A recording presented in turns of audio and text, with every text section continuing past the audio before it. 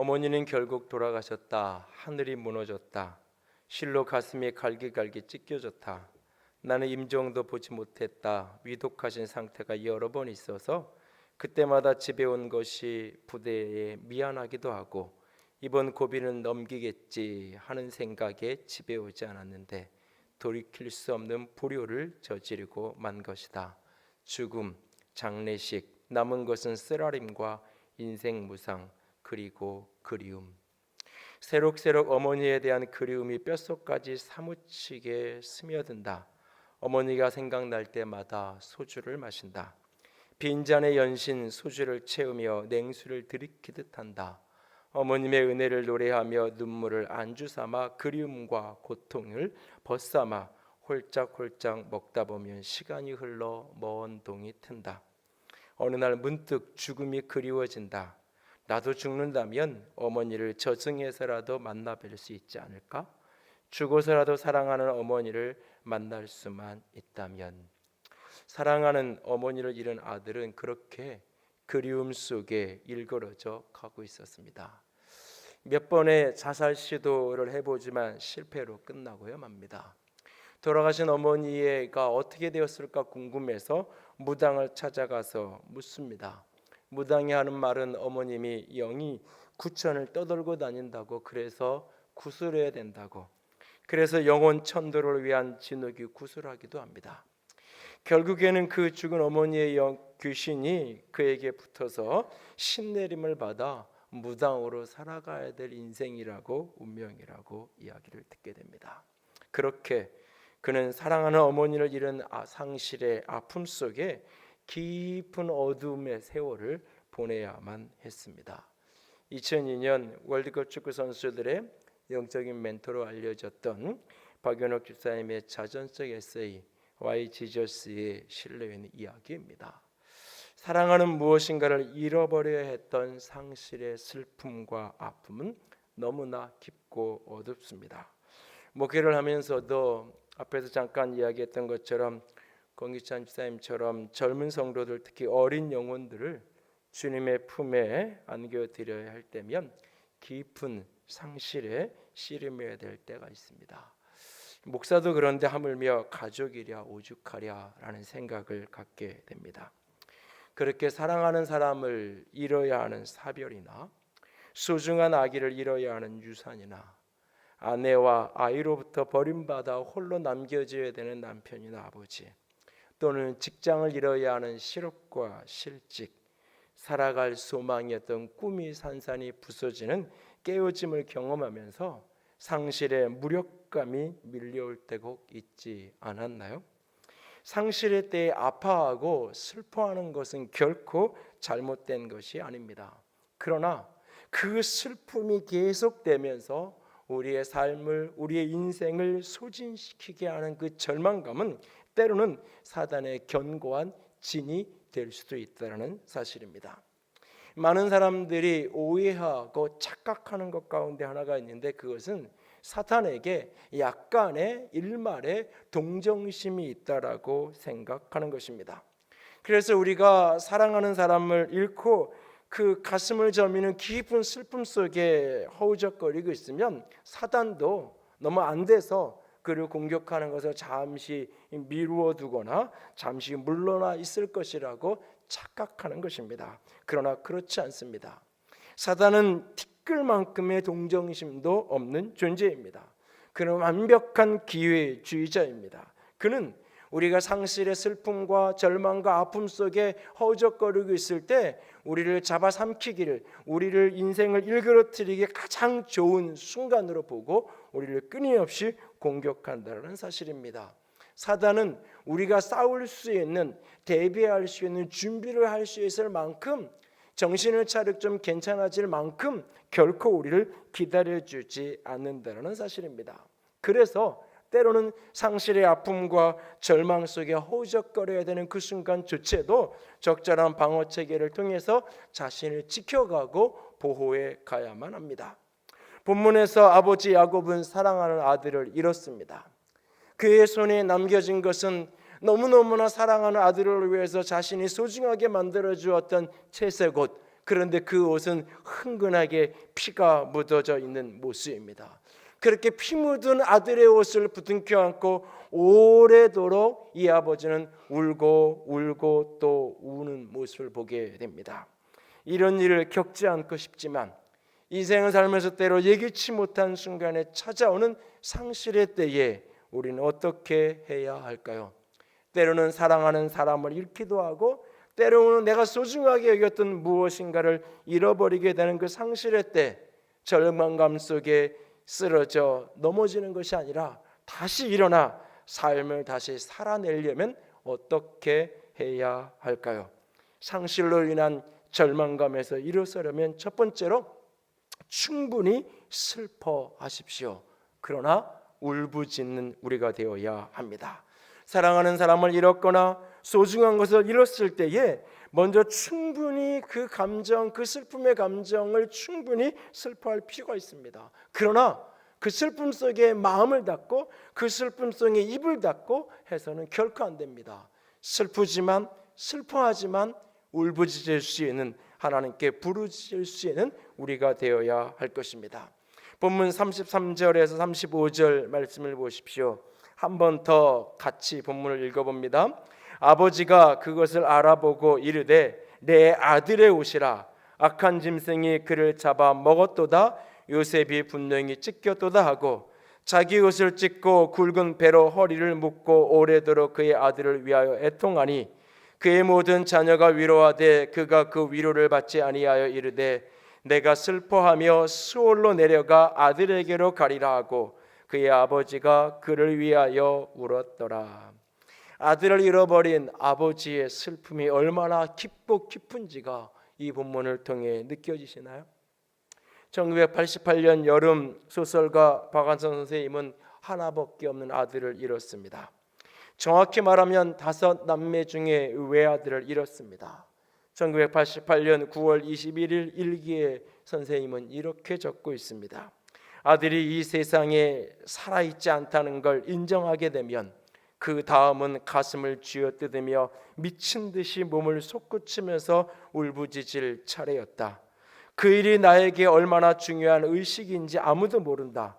목청껏 아들의 이름을 부르면서 통곡하면 소리와 함께 고통이 발산되면서 곧 환장하거나 무당 같은 게 되어서 죽은 영혼과 교감할 수 있을 것 같은 예감에 사로잡히곤 했다라고 말합니다. 그 상실의 자리, 잃어버림의 자리, 그 자리에 서본 사람이 아니면 다 이해할 수 없는 슬픔이 그에게 있습니다. 그날 충분히 슬퍼할 수 있어야 합니다. 그러나 그 슬픔의 끝자락에 마음을 닫지 않기를 원합니다. 둘째 아이가 중학교 3학년 때에 특목고를 준비한다고 이렇게 시험을 보고 그게 떨어지고 나서 그 아이가 좌절하면서 힘들어하는 모습을 옆에서 지켜보아야 된 때가 있었습니다.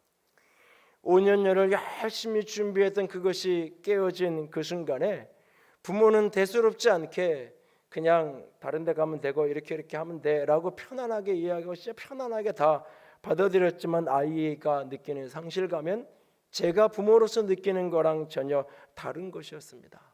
그날 이후 아이는 자기의 능력을 벗어나는 일을 잘 하려고 하지 않습니다.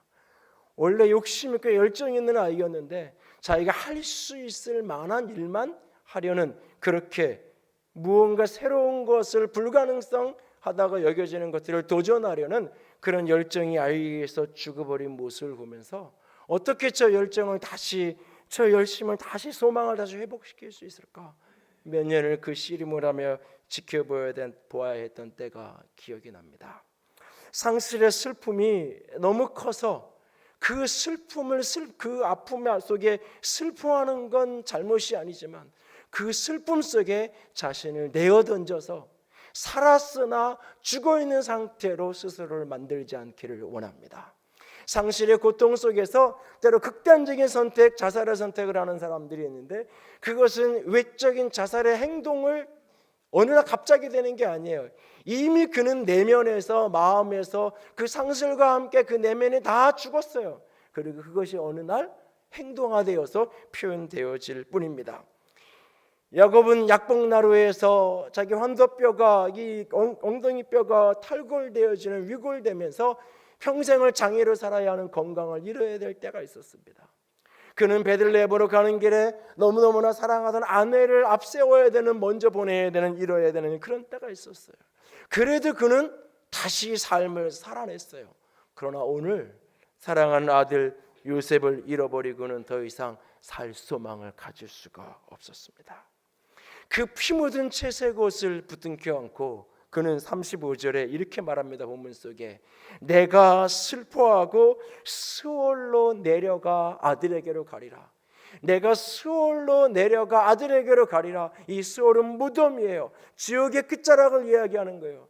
내가 그 어둠 깊은 곳으로 스올로 내려가겠다고 말합니다.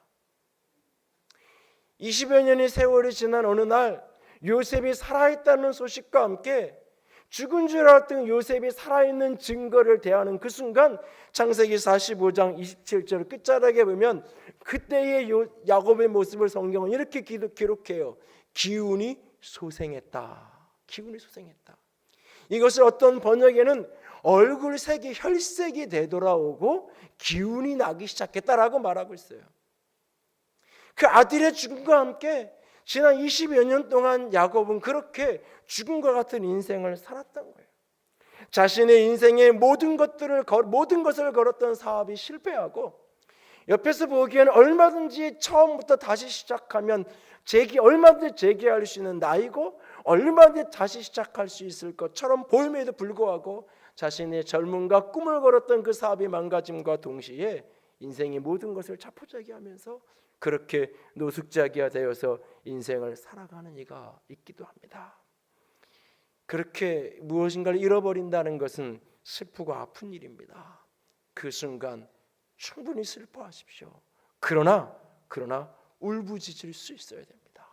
그러나 입을 닫아서는 안 됩니다. 내가 겪는 그 고통보다, 그 슬픔에 잃어버린 그 아픔보다 더 고통스럽고 더 악하고 더 어두운 것은 뭐냐? 하나님을 향하여 입을 닫아 버리는 것입니다. 예배당에 나와 있고 찬양을 하고 살아가지만 더 이상 하나님을 인정하지 않는 거예요. 앞에서 잠깐 이야기했던 그 공장 집사 같은 경우도 어머니가 교통사고 돌아가시고 누님이 암으로 돌아가시고 그런 일들 속에서 풀리지 않은 삶의 딜레마 속에서 오랜 시간을 예배당에 나와서 찬양을 하고 기타를 치고 그러지만은 내면에서는 하나님을 마치 지워버린 것처럼 기도하지 않은 채로 몇 번을 만나고 또 만나면서 어느 날인가 그 이야기를 하기 시작해요. 왜 하나님이 그렇게 하셨는지 이해할 수 없는 그 고통을 어느 날인가 쏟아내기 시작해요. 원망을, 원성을, 탄원을. 그 쏟아냄이 지나고 나서야 다시 하나님과의 관계가 회복되어져 갔던 순간을 기억합니다. 시인은 시편 43편 2절에 이렇게 말합니다. 같이 읽습니다. 주는 나의 힘이 되신 하나님이시거늘 어찌하여 나를 버리셨나이까? 내가 어찌하여 원수의 억압으로 말미암아 슬프게 다니나이까? 나의 힘이 되신데 어찌하여 나를 버리셨습니까? 아예 힘이 되신다고 믿는데 내가 경험하는 현실은 버림받음의 현실. 어제 오후 늦게 보면 아직 해가 질 시간이 아닌데 온 천지가 암흑 가운데 덮여졌던 한 시간여의 시간으로 겪으셨나요? 예수님이 십자가에서 칠흑 같은 어둠, 한낮 정오에서부터 오후 3시까지 그 한낮임에도 불구하고 칠흑 같은 어둠 속에 덮여지는 그 어두움의 끝자락에 주님이 말씀하십니다. 엘리 엘리 라마 사막다니, 나의 하나님 어찌하여 나를 버리셨나이까? 그 깊은 침묵의 어두움 속에서 아무도 나를 바라봐주지 않은 하나님조차 내게 고개를 돌린 것 같은 그 순간에 어찌하여 나를 버렸냐고 소리쳐요. 이것이 믿음이에요. 하나님 저한테 어떻게 이럴 수 있습니까? 정말 나한테 너무한 거 아닙니까? 따지고 대들어도 괜찮습니다. 침묵의 죽음보다 차라리 하나님을 향하여 울부짖는 것이 오히려 나은 반응입니다. 야곱은 그날 깊은 슬픔 속에 입을 닫아버립니다. 스스로 스올로 내려가 살았으나 살아야 할 이유를 알지 못한 채로 살아갑니다. 그는 그날 울부짖었어야 합니다. 그는 그날 소리쳤어야 합니다. 2014년 여름 가평에서 있었던 정교인 수양회 강사로 오셨던 김병일 목사님은 2005년 8월 셋째 아이를 낳은 직후 사모님이 뇌경색으로 쓰러집니다. 교회를 개척한 지 딱 한 달 만에. 목사님은 그때의 일을 회상하며 이렇게 이야기하십니다. 하나님, 제 인생의 꿈이 여기까지인가요? 눈이 시뻘개지도록 분노의 눈물을 흘렸다. 울다 지치면 남을 힘을 다 모아 하나님께 삿대질을 했다. 일 좀 똑바로 하세요. 40 중년 나이에 35살 아내가 쓰러졌다. 이제 인생 40년 동안 갖고 온 꿈을 접어야 할 것 같아 보였다. 내 어머니 역시 교회를 개척하고 제대로 꿈을 펼치기도 전에 꿈이 꺾여버린 아들을 보며 탄식하셨다. 겨우 해볼만 하니까 우째 이런 일이. 그리고 2008년 5월 아내를 기도로 일으켜보기 위해 혼수 상태로 누워있는 아내를 들치업고 그렇게 상가에 있는 예배당으로 올라 철야 기도를 하고 또 하던 어느 날 전기장판 화재로 한쪽 다리를 절단해야 하는 사고가 벌어집니다. 그때의 일을 이렇게 회상합니다. 의사가 단도직입적으로 다리를 절단해야 한다고 진단을 내렸다. 병원 안 성당에 앉아 손가락을 치켜들고 악을 쓰며 울며 대들었다. 하나님, 나 좀 그만 때려. 내가 뭘 잘못했는데 나 하라는 대로 다 했잖아. 어떻게 하나님께 이럴 수 있냐고요? 하나님을 믿으니까, 하나님을 인정하니까, 하나님을 인정하니까 하나님 앞에 소리칠 수 있는 거예요. 잃어버린 상실의 때에 하나님의 존재를 지워버리는, 그래서 더 이상 하나님께 입을 떼지 않는, 그것이 가장 비극적인 거예요. 슬퍼하지만, 아파하지만 하나님을 향한 울부짖음을 닫지 않기를 원합니다.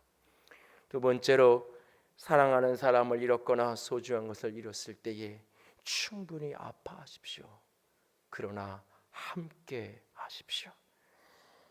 그 상실의 고통 속에서 침묵하는 것만큼이나, 침묵 속에 하나님의 존재를 지워버린 것만큼이나 어리석은 게 뭐냐면 스스로를 고립시켜 가는 것입니다. 사실은 상실의 아픔 자체가 스스로 고립시키고 격리시키는 그런 요소가 그 속에 있어요. 왜? 나와 똑같은 경험을 하지 않은 저 사람이 나를 이해할 수 없다는 생각 속에 스스로를 그 사람들과 이렇게 격리시키고 떼어놓게 만드는 것을 보게 됩니다.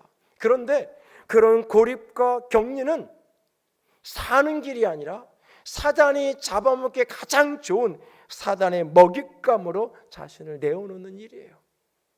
이해받을 수 없지만 오히려 동정받는 것 같은 내 존재가 비참하지만 그래도 함께하는 자에게 소망이 있다는 사실을 잊지 마십시오. 태중에 있는 아이를 유산하고 힘겨워하는 분을 보면서 이런 생각을 마음속으로 했던 적이 있어요. 다시 가지면 되지 왜 저럴까? 저렇게까지 할 이유가 있나? 그래서 몇 번의 유산도 경험하고 해보고 임신도 오랫동안 고생을 하면서 아이를 가졌던 한 집사님에게 좀 아내에게 물어보라 그래서 그때 마음이 어떤지, 정말 죽고 싶다고, 살아야 할 이유도 모르겠고 남편에게 미안하고 하나님은 원망스럽고 알 수 없는 수치심 밀려오고, 그리고 어느 날 집사님 한 분이 성탄절에 유아세를 받으면서 간증을 했던 그 멘트가 머릿속에 떠올라요. 결혼 7년 만에 아이를 어렵게 유산을 경험하면서 가져서 세례를 아이 유아세를 받으면서 마치 자기는 그 시간 동안 죽은 것과 같았다고. 내가 보기에는 아이 없이 신혼생활 재밌게 막 그렇게 즐기며 사는 것 같았는데 자기는 속으로 마치 그 시간이 죽은 것 같았더라고. 남들은 이해할 수 없는 그 고통이 있는 거죠. 세월호 사건으로 딸을 잃은 예은이 아빠는 더 이상 교회를 갈 수 없다고 얘기합니다. 왜냐고 묻는 이에게 그는 이렇게 말합니다. 예은이가 놀던 교회 앞마당, 예은이가 앞에서 춤을 추고 노래를 부르던 그 강단, 자꾸 예은이가 교회 곳곳에서 보이는데 예은이가 없는 현실이 너무 힘들다고. 다른 아이들은, 다른 아빠들은 여전히 똑같은 모습으로 그 자리에 그렇게 아무 일 없었다는 듯이 서 있는데 나만, 우리 아이만. 우리가 이해한다고 말하지만 그 무엇인가를 잃어버린 그 빈 자리를 안고 살아가는 사람들을 우리는 이해할 수 없습니다. 그래서 말합니다. 이해할 수 없는데, 이해할 수 없는 사람들하고 나 함께 머물러 있기 싫다고. 그저 오히려 이해할 수 없는 사람들하고 함께 있는 것은 나를 더 비참하게 만들 뿐이라고. 그래서 스스로를 고립시키고 숨어버립니다. 그러나 여러분, 그것은 또 다른 죽음입니다. 그때에 살기 위해 함께 있어야 합니다. 야곱은 죽고 싶었습니다. 아니, 이미 그는 내면은 죽었습니다. 그러나 그는 살아야 했습니다. 아직 남겨진 가족이 있고 아직 남겨진 자녀들이 있습니다. 그러나 그들이 오늘 본문 속에 아버지에게 찾아와서 모든 자녀가 위로하고 있지만 그 위로는 그에게 아무런 도움이 되지 못합니다. 그리고 그 위로는 사실 입에 발린 소리뿐이에요. 아버지의 고통과 아픔을 이해하면서 하는 위로가 아니에요. 사실은 어떻게 알 수 있냐고요? 본문 29절 30절에 르우벤의 모습을 보세요. 요셉이 없어졌어요. 요셉이 없는 그 빈 구덩이를 보면서 요셉 어떻게 요셉을 걱정하는 게 아니에요. 요셉이 이렇게 되면 우리 아버지 어떻게 살아? 아버지를 걱정하는 게 아니에요. 나 어떻게 하냐고. 아이가 없도다. 나는 어디로 가야 되느냐? 아버지가 나에게 책임 지고 가면 나는 뭐라고 얘기해야 되지? 자기 걱정밖에 안 돼요. 창세기 42장에 가도 기근으로 고통받는 그날에도 자식들이 그냥 되면 멀뚱멀뚱 저 애굽에 가면 곡식을 구할 수 있는 거 뻔히 알면서도 가만히 있어요. 42장 1절에 야곱은 아들들이 이렇게 얘기해요. 너희들이 어찌하여 서로 바라만 보고 있느냐? 자기밖에 모르는. 누가 가서 가져오겠지. 누가 하겠지. 이해할 수 있는 아들들이어서, 나를 이해해 줄 수 있는 사람들이어서 그것에 함께 살아가고 있는 것이 아닙니다. 십자가를 오르던 예수님이 그 십자가를 지기 전날 밤에 베드로와 야고보와 요한 세 제자를 이끌고 겟세마네로 가십니다. 성경은 말합니다. 그분이 예수님께서 고민하고 슬퍼하셨다고요. 그리고 예수님은 제자들에게 말합니다. 내 마음이 매우 고민되어 죽게 생겼으니 여기에 머물러 나와 함께 깨어 있으라. 예수님이 직접 말씀하세요.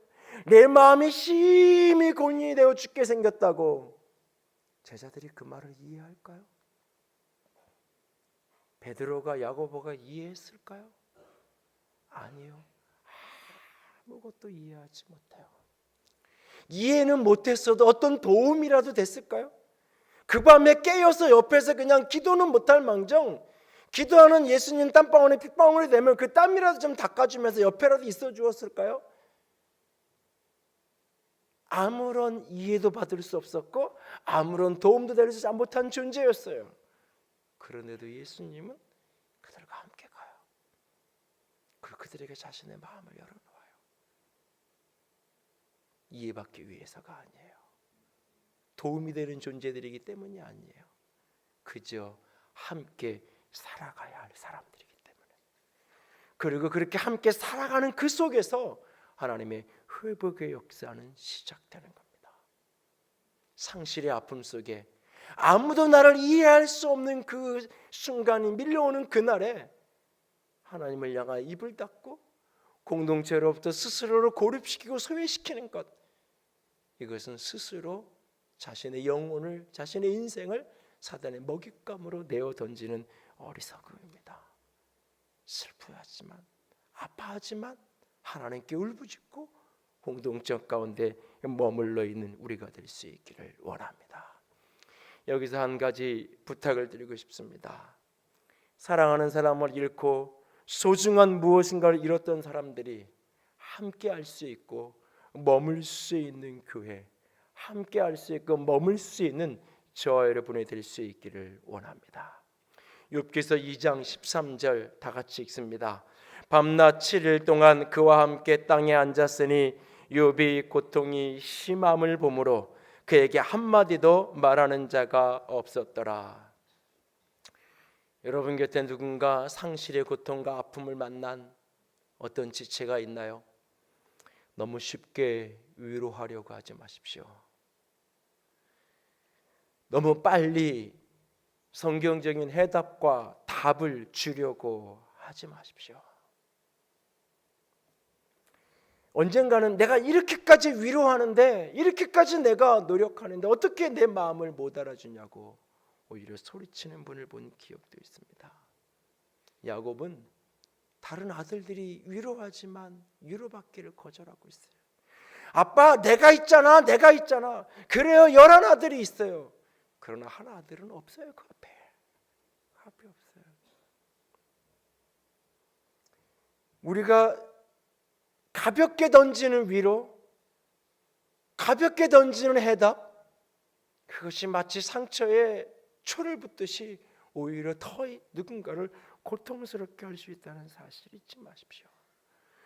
많은 그리스도인들이 실수하는 것 중에 하나가 타인의 고통과 타인의 아픔의 문제에 대해서 자꾸 무엇인가를 말하고 싶어 해요. 다른 사람의 아픔의 문제에 무언가 자꾸 답을 주려고 해요. 아니에요. 그 순간은 무엇인가를 말해야 될 순간이 아니라 그냥 옆에 있어야 될 순간일 뿐이에요. 어느 날 그가 둘러볼 때, 아, 내가 혼자가 아니었구나. 내가 이 터널을 혼자 지나온 게 아니었구나. 그것 하나 느끼면 그것으로 족한 거예요.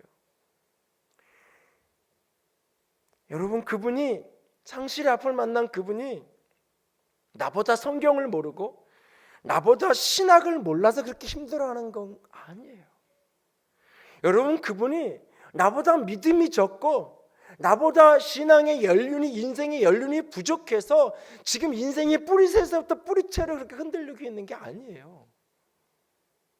그 상실이, 그 고통이 그만큼 크게 다가오기 때문이에요. 그 잃어버림의 고통이 그만큼 아프기 때문에 흔들리고 그만큼 고통스럽기 때문에 지금 몸부림치는 거지. 나보다 믿음이 없어서요? 나보다 성경의 해답을 몰라서요? 정답을 몰라서요? 그게 아니에요.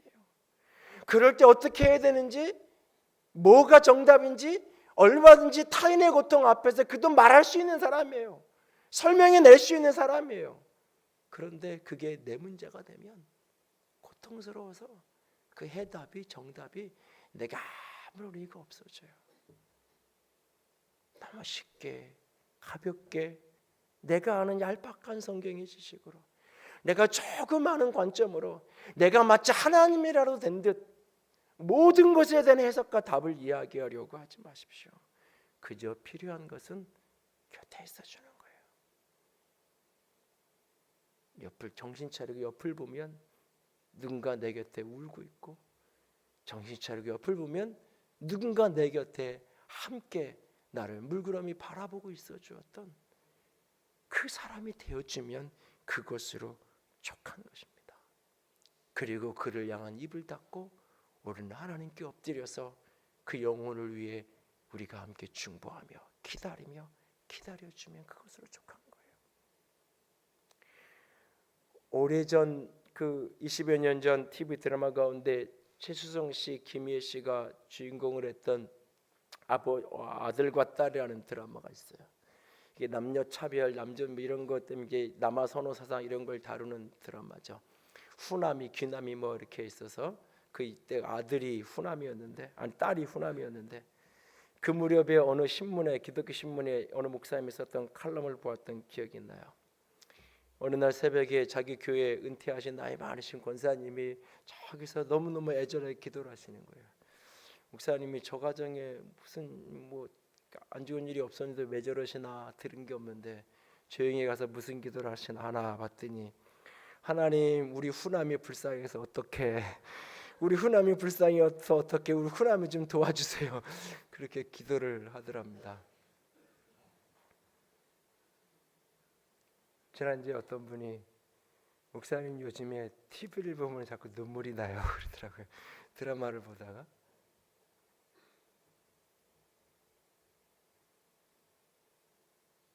그만큼이라도 우리가 타인의 고통에 대해서, 아픔에 대해서 공감할지 사실 우리는 공감이 안 돼요. 내가 뭔가 그 사람을 도와주기 위해서 곁에 있으라는 게 아니에요. 그 사람을 이해할 만한 그릇이기 때문에 곁에 있어주라는 게 아니에요. 어느 날 그분이 이렇게 그 터널을 좀 빠져나오고 나면, 정신이 좀 들고 나면 뭐라도 말하고 싶어져요. 정신이 좀 들고 나면 뭐라도 좀 먹고 싶어질 때가 있어요. 그때 뭔가 말하고 싶어질 때 들어줄 수 있는 사람, 무언가 정신 차리고 이제는 좀 먹고 싶어질 때 그냥 같이 먹어줄 수 있는 사람이 되면 그것으로 족한 거예요. 그 자리에 거기에 있어야 되는 게 교회고 그리스도인이에요. 그것이 바로 생명을 살리는 거예요. 너무 쉽게 답하려고, 너무 쉽게 이해하려고, 너무 쉽게 위로하려고 애쓰지 마세요. 그리고 이해가 되니까, 공감이 되니까 나는 여기 있을 수 있다고 착각하지 마세요. 이해한다고 말하지만 이해할 수 없는 게 우리들 자신이에요. 지금 암으로 사경을 헤매는 사람의 고통보다 내 손가락 끝에 있는 가시 하나가 더 아픈 게 우리들의 존재예요. 여러분, 누군가가 나를 이해해 줄 수 있기 때문에 고통의 순간 함께 하라는 게 아닙니다. 도움이 될 것이기 때문에 함께 하라는 게 아니에요. 고통스러울 때 함께 사는 게 가족이고, 잃어버린 아픔 속에 함께 머무는 게 교회고, 그리고 어느 날 그렇게 함께 걸어가는 게 우리 공동체예요. 그래서 함께 머물러 있으라는 겁니다. 그리고 그 끝자락에 하나님의 선하심을 반드시 보게 될 것입니다. 세 번째로, 사랑하는 사람을 잃었거나 소중한 것을 잃었을 때에 충분히 기다려 주십시오. 그러나 소망하십시오. 자신과 서로에 대해서 충분히 기다려 줘야 돼요. 그 슬픔의 감정이, 그 아픔이 어느 정도 이 속에서 이게 굳어질 때까지, 이것이 이렇게 그 풍랑이 잠잠해질 때까지 기다려 줘야 돼요. 너무 빨리 거기서 끄집어내려고 애쓸 필요가 없어요. 본인 스스로 너무 빨리 여기서 이 터널에서 빠져나가려고 무엇인가를 자꾸 뭔가를 하려고 하지 마세요. 조금 기다려줘야 돼요. 그리고 그 기다림의 끝자락에 하나님의 선하심이 있다는 것을 볼 수 있어야 돼요. 앞에서 소개했던 박하선 선생님은 아들을 잃은 슬픔과 아픔 속에 침묵과 도피가 아닌 하나님 앞에 절규하며 때로는 저주하며 몸부림친 이야기를 고백합니다. 가톨릭 신자였던 그는 어느 날 이런 고백을 합니다. 하느님은 제 아무리 독한 저주에도 애타는 질문에도 대답이 없었고, 그리하여 저는 저 자신 속에서 해답을 구하지 않으면 안 되었고, 그러기 위해선 아무한테나 응석 부리고 싶은 감정을 억제하고 이성을 회복하지 않으면 안 되었으니까요. 제 경우 고통은 극복되지 않았습니다. 그 대신 고통과 더불어 살 수 있게는 되었습니다. 우리 집 안방 아랫목 제일 높은 자리엔 가톨릭 신자라면 누구나 가지고 있을 만한 작은 십자고상이 걸려 있습니다. 십자가에 예수님이 매어 달려 있는 그 작은 십자가 상을 이야기하는 겁니다. 세례 받을 때 선물 받은 거여서 비슷한 게 이방 저방 더 있습니다만, 제가 가장 자주 대하고 따라서 가장 원망을 많이 받고 언젠가는 내팽겨치기는 횡패까지 당한 이 못 박힌 그리스도의 얼굴에서 표정을 잃게 된 건 최근 일이었습니다. 오냐 실컷 욕하고 죽이고 또 죽이려무라, 내가 그렇게 그럴 수 있으라고 나 여기 있지 않느냐. 이렇게 말하고 있는 것처럼 그분의 표정은 생생하고 슬프고 너그러워 보였습니다. 어느 날 그 끝자락에서 아들을 잃어야 했던 아버지의 사랑, 아들을 십자가에서 우리 때문에 내어주셔야 됐던 그 아들의 울부짖음에 대해서 어찌하여 나를 버리냐고 소리치는 그 아들에 대해서 아무 말 없이 침묵하며 고개를 들려야 했던 그 하늘아버지의 가슴 아픈 사랑이 우리를 덮고 우리를 회복시키게 되어질 것입니다. 창세기 43장 6절을 한번 찾아가 보세요. 몇 장 넘어가셔서 43장 6절을 보세요. 야곱이 베냐민마저 잃어버려야 되는 상황을 직면합니다. 43장 6절입니다. 같이 읽습니다. 이스라엘이 이르되 너희가 어찌하여 너희에게 또 다른 아우가 있다고 그 사람에게 말하여 나를 괴롭게 하였느냐. 베냐민을 또다시 잃어야 되는 게 너무너무나 괴롭습니다. 12절 끝에 보면 잘못되었을까 두렵도다 라고 말합니다. 결국 쥐었던 손을 놓으며 베냐민을 돌려보내면서 이렇게 고백합니다. 14절입니다. 43장 14절 다 같이 읽습니다. 전능하신 하나님께서 그 사람 앞에서 너희에게 은혜를 베푸사 그 사람으로 너희 다른 형제와 베냐민을 돌려보내게 하시기를 원하노라. 내가 자식을 잃게 되면 이르리라. 내가 자식을 잃게 되면 이르리라. 하나님은 전능하신 하나님이다. 하나님은 은혜를 베푸시는 분이다. 그 깊은 슬픔과 그 깊은 아픔의 저 너머에서 그는 만납니다. 다시 하나님을. 전능하신 하나님, 전능하신 하나님, 전능하신 하나님, 전능하신 하나님, 은혜를 베푸신 하나님을 다시 만납니다. 그리고 내가 잃게 되면 이르리라.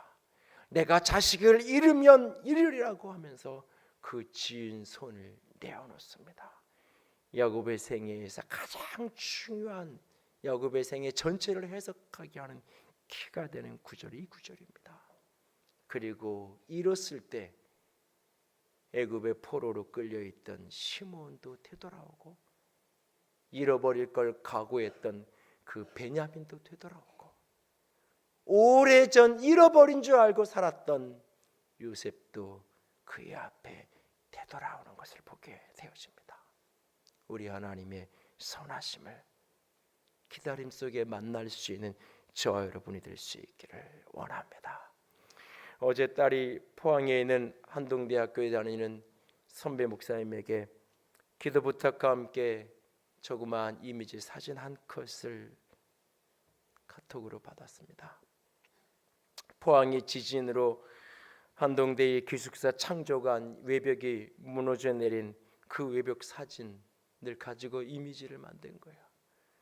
그 무너진 그 기숙사 위로 파란 하늘에 하나님 두 팔을 벌린 우리 주님의 이미지가 그려지고 Why not change the world? 이 세상을 바꿔야 되지 않겠냐고. 그리고 그 벽면에는 건물도 사람도 공동체도 새롭게 세우실 하나님을 찬양합니다. 벽돌이 다 무너져 내린 무너진 그 자락에는 예레미야서 29장 11절 말씀이 새겨져 있는 걸 봅니다. 같이 읽습니다. 여호와의 말씀이니라 너희를 향한 나의 생각을 내가 아나니 평안이요 재앙이 아니니라 너희에게 미래와 희망을 주는 것이니라. 소중한 것을 일어선 그때에도 오늘 이 말씀을 붙들고 일어설 수 있기를 원합니다.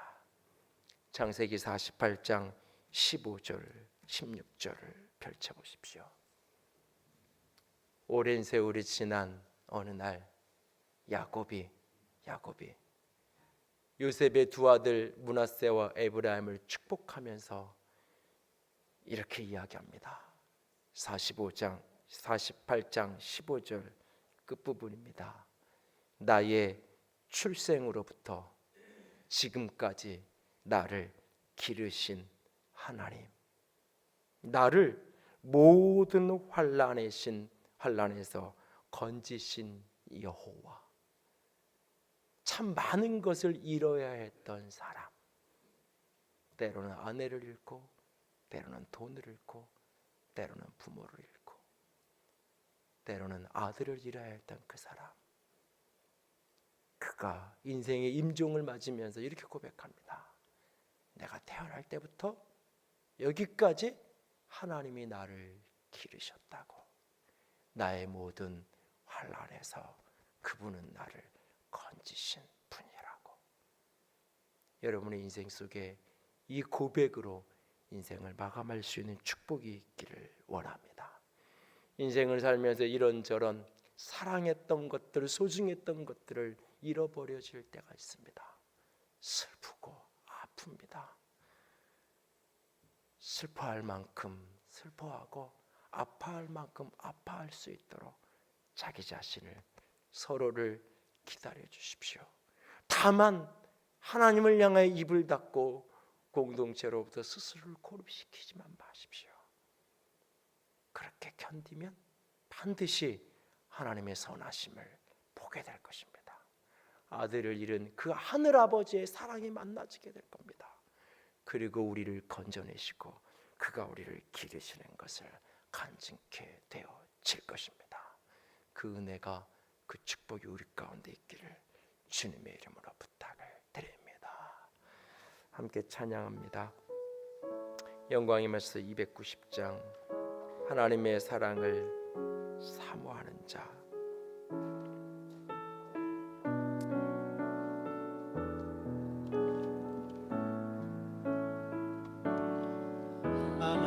하나님의 사랑을 사모하는 자, 하나님의 평안을 바라보는 자, 너의 모든 것 창조하신 우리 주님이 너를 얼마나 사랑하시는지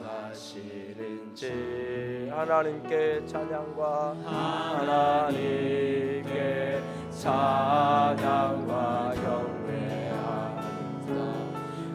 하나님의 선하심을 닮아가는 자, 너의 모든 것 창조하신 우리 주님이 너를 자녀 삼으셨네.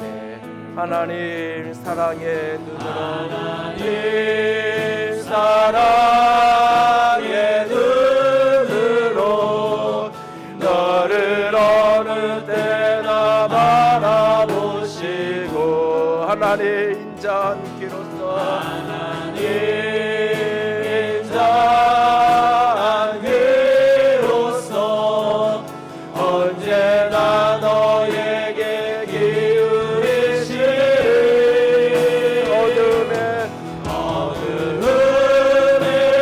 밝은 빛을 비춰주시고 너의 작은 시련에도 응답하시니 너는 어느 곳에 있든지 주를 향하고 주만 바라보지라. 하나님 사랑의 눈으로, 하나님 사랑의 눈으로 너를 어느 때나 바라보시고 하나님 인자한 귀로서 내 눈에 보이지 않고 내 귀에 들리지 않아도 그는 나를 보고 계시고 그는 나의 울부짖음에 기쁘고 계십니다. 어둠이 덮여지는 그날도 나의 작은 신음조차도 그는 보고 계시고 너의 작은 시련에도 응답하시니 너는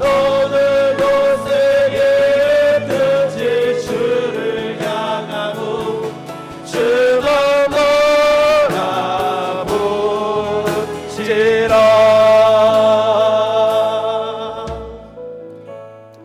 이 시간 같이 기도하기 원합니다. 그 사람은 참 많은 것을 잃어버려 했습니다. 때로는 건강을, 때로는 물질을, 때로는 사랑하는 아내를, 그리고 오늘은 자식까지 잃어야 했습니다. 그 피 묻은 옷을 부둥켜 안고 오래도록 울고 또 울 수밖에 없었습니다. 그러나 하나님은 거기에 계셨고, 그러나 그 슬픔의 안품 그 끝자락에 그는 하나님이 전능하신 분이라고, 하나님이 은혜를 주시는 분이라고 고백했고, 움켜진 손을 놓고 내가 자식을 잃게 되면 이르리이다, 다시금 믿음의 고백으로 일어섰고, 하나님은 그를 건지셨을 뿐만 아니라 그를 기르고 세워주셨습니다. 오늘 내게 어떤 상실의 아픔이 있나요? 그래서 스스로 침묵하고 싶고 스스로 어디론가 숨고 싶은가요? 다시 하나님을 향하여 소리칠 수 있게 원합니다. 다시 공동체 안에 머물 수 있게 원합니다. 그분은 선하신 분입니다. 그리고 오늘 내 곁에 몸부림치는 이들을 만났을 때에 섣불리 위로하고 섣불리 답하려고 했던 내 교만함을 회개합시다. 그리고 오늘 그렇게 곁에 있어주는 것으로 족하다는 사실, 나는 이해할 수 없다는 걸 인정하고 아무런 도움도 되지 않는다는 걸 인정하고 같이 있어주는 것이 전부라는 사실을, 하나님 도와주세요, 하나님 도와주세요, 그것이 우리가 할 수 있는 모든 것이라는 것을 고백하며 나아갑니다. 함께 기도합니다. 사랑의 하나님, 영광의 하나님, 주님만을 찬양합니다. 아버지의 사랑하심만을 바라봅니다. 아버지의 영광만을 바라봅니다. 아버지 내가 주님만을 바라봅니다. 아버지 다시 일어서게 하시옵소서. 다시 일어서게 하시옵소서. 아버지, 사랑하는 사람을 잃었습니다. 사랑하는 것을 잃었습니다. 내 꿈이 깨어졌습니다. 너무나 소중한 것을 잃어버렸습니다. 아버지 하나님, 그러나 하나님은 거기 계셨습니다. 하나님은 거기 그렇게 계셨습니다. 내가 모든 것을 다 잃어버린 그 순간조차도, 내가 모든 것을 다 잃어버린 그 순간조차도, 나의 모든 것이 다 깨어진 그 순간조차도 하나님은 거기에 계셨습니다. 예 주님, 내가 당신을 사랑합니다. 예 주님, 내가 당신을 사랑합니다. 다시 일어서겠습니다. 주의 사랑으로, 주의 은혜로 다시 일어서겠습니다. 거기에 계신 주의, 거기에 계신 주의 나를 도우시옵소서. 나를 받으시옵소서. 나를 지켜 세워주시옵소서. 나를 지켜 세워주시옵소서.